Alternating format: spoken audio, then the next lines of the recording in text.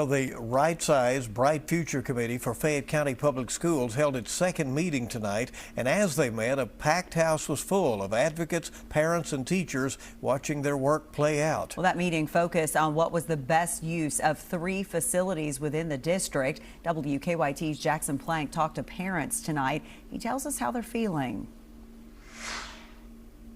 At Rise, we are a family. We are kind and loving. We are all together.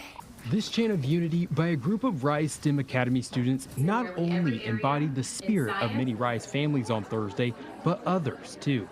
Sarah Flood Bauman joined other Rise moms to hold the committee accountable for their actions.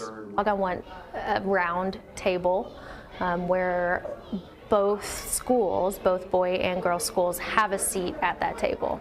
On Thursday, committee members weighed whether to house both Rise STEM Academy for girls and George Washington Carver STEM Academy for boys under one roof.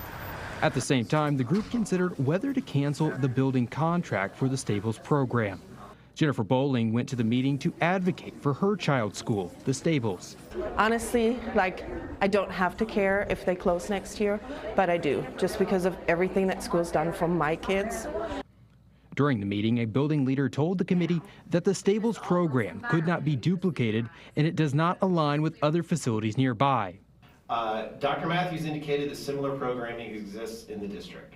I respectfully disagree. Flood Bauman and Bowling say they have been disappointed in the way that the district has handled these talks.